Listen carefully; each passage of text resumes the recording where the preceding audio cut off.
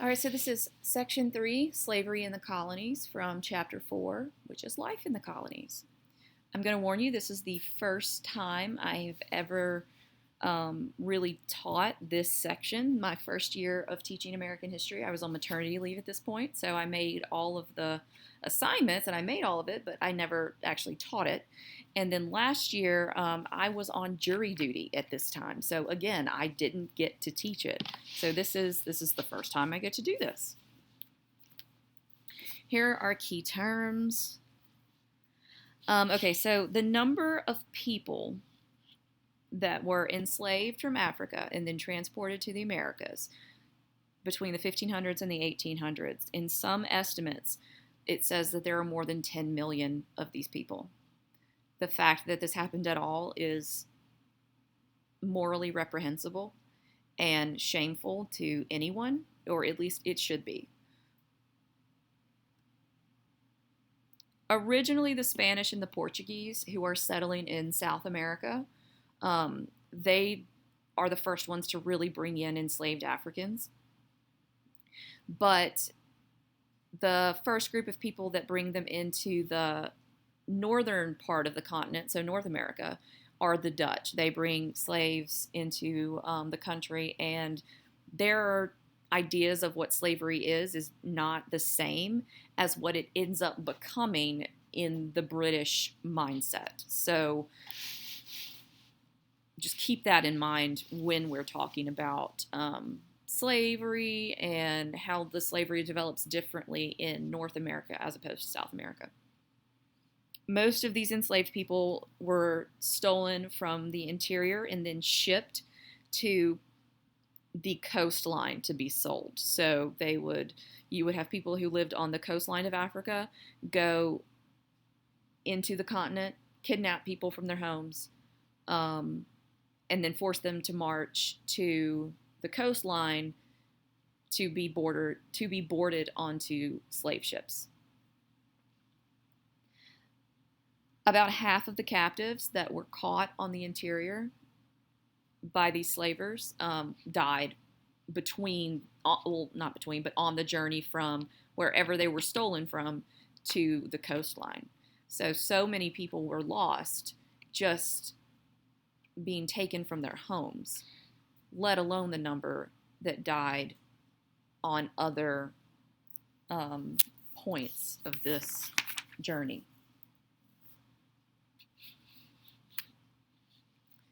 So this is an illustration of a slave auction, and we show the woman with the long hair has her daughter with her, and there's no guarantee that they will be sold to the same person. There's a woman in the bottom left-hand corner nursing her baby. Usually babies stayed with their mothers, but as soon as a child could be separated, they were. Because I guess it's easier to think of people as animals if you are going to treat them as animals, which is horrible. Once they arrived on the coastline, they were traded usually for guns and manufactured goods. The voyage to America is commonly called the Middle Passage.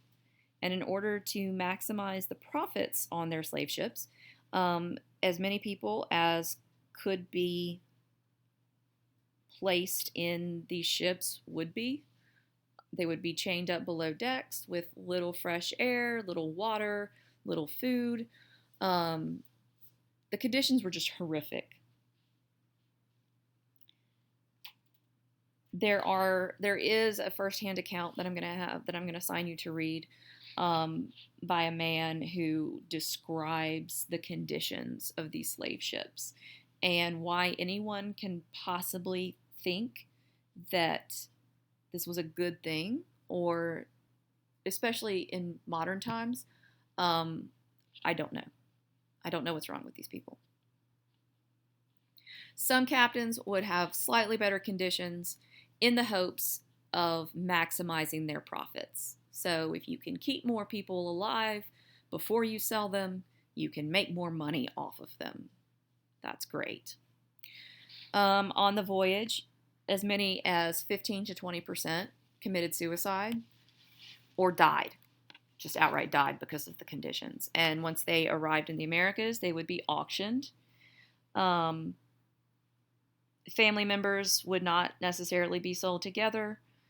The majority of those who were sold ended up on plantations in our Spanish colonies or in our Portuguese colonies in Brazil. Others would make the journey farther north and come into North America.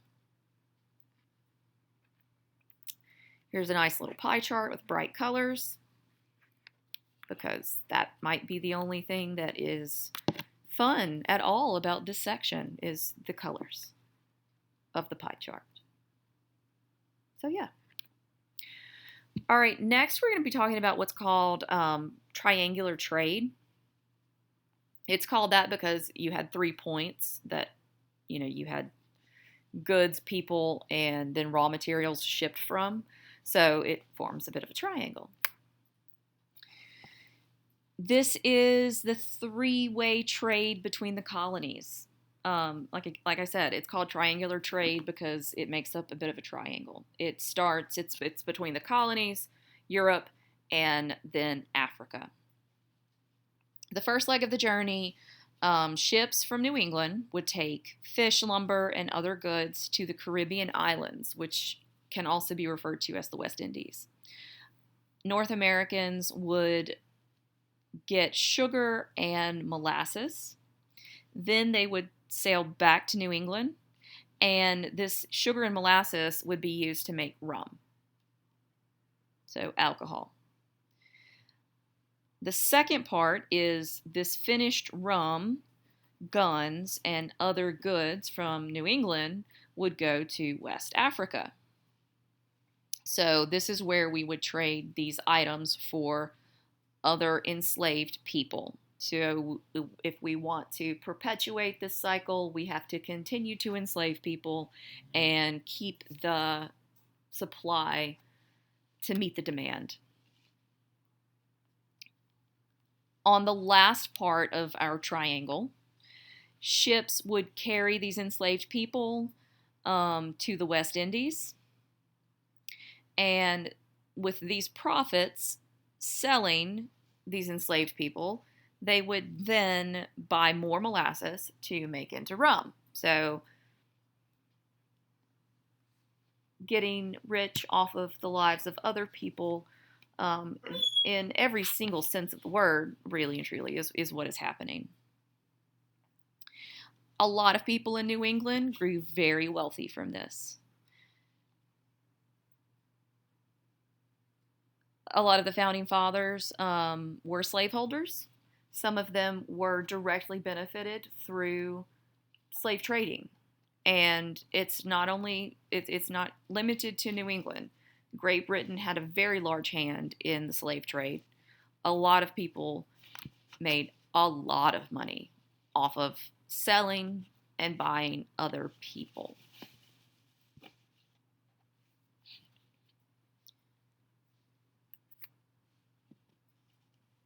So in the last chapter, we kind of talked about how the Dutch didn't understand slavery in the same way that we think of slavery. So our first Africans that are enslaved who get to Jamestown, it's not really clear how slavery was defined at that point, if it was still more of a indentured servitude kind of a life. And in some early Christian communities, if the enslaved people converted to Christianity, they would then be freed, because the Bible says you should not enslave other Christians. But as we know, in North America, that's not really what happens mostly.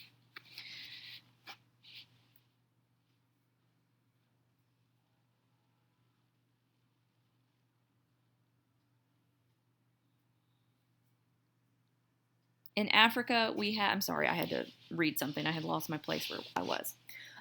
In Africa, most of the time, slavery was thought of as a war captive. And so the person that is enslaved is the enslaver's captive and must work for them until the end of the war. And then at the end of the war, they're no longer enslaved. So this kind of concept of slavery as a permanent situation and as a situation that passes down to your descendants is, I don't want to say it's unique to America, but it really takes off and gets hold in the Americas. One of the reasons why slavery becomes so important to the colonies is the crops that grow there. Tobacco, sugar, rice, indigo, these are very labor intensive crops. And if you want to maximize the amount of money you make from growing them, you want to be able to not pay the people that you need to help you. One person cannot grow as much tobacco or cotton or rice or what have you as the land could provide. So these people, these wealthy planters, would simply buy other people to make them work. The planters preferred the enslaved peoples over indentured servants because indentured servitude ends. Once the terms are over, they get to leave. You also have fewer indentured servants signing up to come to the Americas. So when you don't have the amount of people to do the labor that you need, you have to resort to other measures. And it's certainly not going to be the wealthy planter that starts doing the work. Oh, goodness, no. We're going to go find someone that we can kidnap from their home and make them work for us for free and care for them as little as possible so that we can make as much money for ourselves as is possible. The Southern economy becomes entirely dependent on the institution of slavery. Without slavery, the Southern economy would have collapsed. And by the time we get to the founding of America, everyone knew this, which is why slavery was not outlawed. A lot of, most of the people that fought for independence knew that slavery was wrong. They knew it was a moral evil, but they did not know how to solve this problem that was already there. They didn't want to destroy the Southern economy, so they just decided to not say anything about it and hope that somebody else would fix it. And that didn't happen. So good job, Founding Fathers. Maryland ends up passing a law in 1639 that says that just because an enslaved individual is baptized does not mean that they are now freed. This means that people can now be enslaved for life. There's no way to end this situation of slavery. In 1663, the courts in Virginia say that if a child is born to a slave, they are also a slave. This is usually passed down through the mother. So if the mother is a slave, the child is a slave too. It's more difficult to prove paternity before the advent of science. So your descent is determined by your mother. This is why a woman like Sally Hemings, who was Thomas Jefferson's slave, I guess concubine, for lack of a better word, she, from most contemporary accounts, appeared to look like a white woman because she was only, I think the math is like 1/8 African or of African descent. And so most people saw her and thought she was a white woman.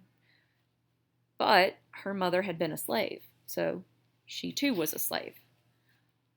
Her children that she has with Thomas Jefferson, some of them are able to pass as white. So when they're freed at their 21st birthday, they integrate into white society and basically lie and say, I don't have any African heritage. And so later on in like the 90s, when we started doing DNA testing to try to figure out, okay, did Thomas Jefferson and Sally Hemings actually have a relationship? Some people who, for years, I mean, for generations, who have been quote unquote white, tested as having been, the descendants of Sally Hemings, who was a slave, who was of African parentage. Then also some of Sally Hemings and Thomas Jefferson's descendants did not pass into white society and stayed in the society of the formerly enslaved, and so they are what you would think of if you think of an African American person. So they look black. They, that's who they've grown up as. So it's interesting to see this kind of dichotomy that develops based on choices that someone had to make. Do you deny who you are and hope that then your children and their children will be treated better? Or do you accept and embrace who you are and work to change the way future generations perceive, people with black skin to be? I don't think you can judge either side of that. I don't think you can make any kind of value call on the decisions they made, because, it's a decision that no one wants to have to make, period. Rhode Island initially passes the first anti-slavery law in 1652. But because it's such a profitable endeavor, the slave trade, this doesn't stay long. This does not stay law for very long. Georgia, like we talked about in the last chapter, banned slavery until the 1750s and eventually lifted this ban, and slavery is legal at that point in all of the colonies. So that's fantastic. Not every African that was in America was a slave, but slave becomes limited to those people of African descent. So, fun little racism comes up and gets linked to slavery. Because for someone to be able, I suppose this is what happens. I mean, I obviously don't know. But I feel like for someone to be able to rationalize to themselves the buying and selling of other human beings and tearing families apart and kidnapping them and taking them somewhere where they don't even speak the language, they don't understand what's going on because this isn't where they live. To make that okay, you have to somehow convince yourself that these people are different than you. And so because they're different, it's okay to treat them as horribly as you want to. I guess that's what had to happen to make these people feel justified in perpetuating slavery. I mean, we also can default to the fact that people are horrible just in general. So why not? But this is where our racial problems in our country start, is slavery. If you'd like to disagree with me, I can give you several very, very, very boring books that you can read about it. But I'm not going to argue that the racial problems are directly tied to slavery. End of story. All right. So, fear of slave revolts. When you have enslaved people outnumbering the non-enslaved, you get nervous, because if you're one of the people that are the ones who are enslaving others, you should know, I would think, that they want to kill you. I think that seems to be an obvious result. And really the first serious slave revolt that took place was in 1663 in a place called Gloucester in Virginia. Most likely they were betrayed by an indentured servant who was kind of working with them, and the uprising failed completely. But you had other revolts that are happening in other colonies as well. So elsewhere in Virginia, also in Connecticut, Colonial authorities write what's called the slave codes. These were laws about what slaves were allowed and were not allowed to do in everyday life. Under these codes, most enslaved peoples were not allowed to meet in large numbers. They were not allowed to own weapons. They were not allowed to leave a plantation without permission. It was illegal to teach them how to read and write. If a master killed an enslaved person, they could not be tried for murder. All of this makes it harder for escaped slaves to survive, and it makes it harder for these revolts to happen. If you give someone who is enslaved a weapon, they're going to shoot you with it. And I feel like that is also one of those obvious statements that shouldn't need to be said, but here we are. If you teach someone who is enslaved how to read and write, you give them one step forward towards their freedom. Keeping someone ignorant keeps them enslaved.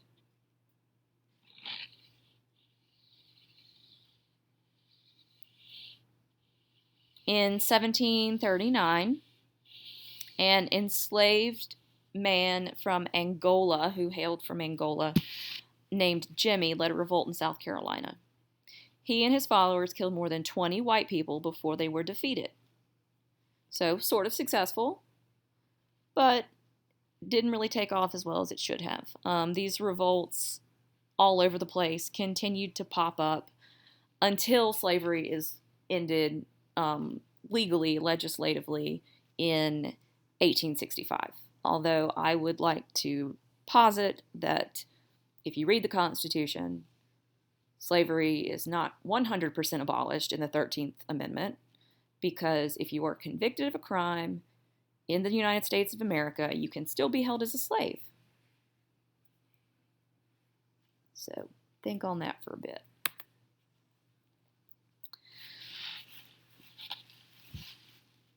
Only 10% of the population of enslaved peoples lived north of the state of Maryland. It says that in the north, they would often be hired out to work as blacksmiths or house servants. On small farms, they might work alongside the owner, and in some situations, they were able to buy their freedom eventually. There are several accounts of this. So, someone is a skilled craftsman, a skilled carpenter, and he does his work that his owner tells him to do, and then the owner allows him to get kind of a side job, and he can save up to buy his own freedom and then the freedom of that of his families.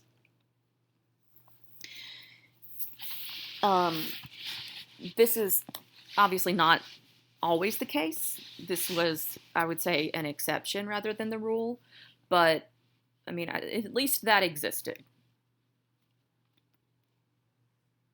So, you're kidnapped and then you're forced to work for someone, and then you're allowed to get another job so that you can buy your freedom when you should be free anyway.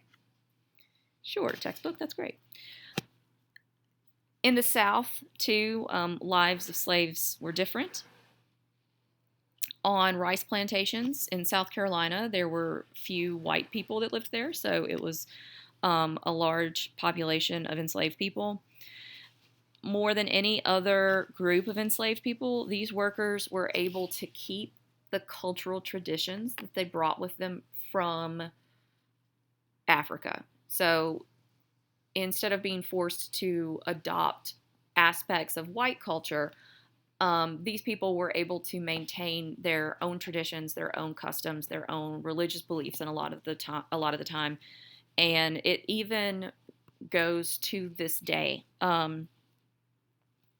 There is a group of people called the Gullah people, and this is a specific dialect that was spoken and created on the west coast of Africa at this time. It blends English and different African languages together. It's what linguists would call, initially, it's what linguists would call a pidgin language, but then it became its own standalone language that's called Gullah. It's native to the coastal areas of South Carolina.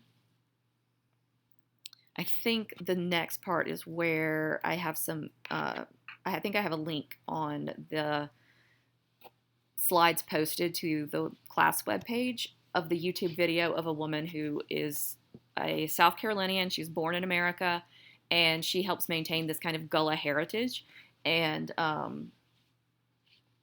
don't know, it's very fascinating to me that even in the face of all of this oppression, people were still able to keep part of who they were um, around and safe, and their identities weren't obliterated simply because they were enslaved. And I think that is just remarkable and something that should be looked up to and praised, because even under the worst conditions, they were able to keep who they were in their soul alive. So I think that's amazing.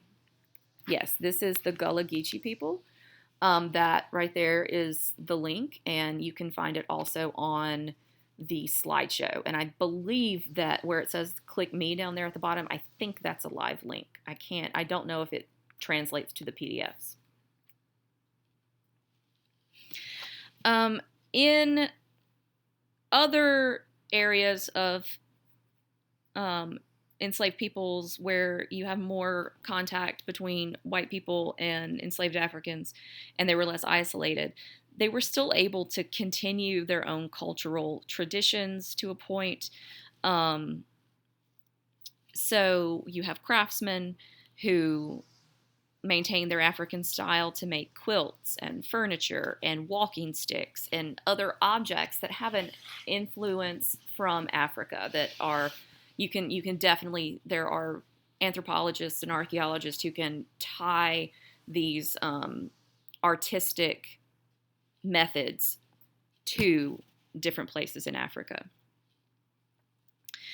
Drum communication had been used throughout Africa for years, and now we have very percussion heavy instrumental music, rock and roll that develops straight out of the blues tradition that came from slave songs in the American Delta that uses the drum. The blues also incorporate the drum. We have the banjo that comes from Africa that really influences more so now today like bluegrass music, but also the blues tradition has lots of influences from the banjo and huge influences that can still be found in even African music. Okay, so end of section 3. And we have one more section left that I need to record. And then that should be the end of chapter 5.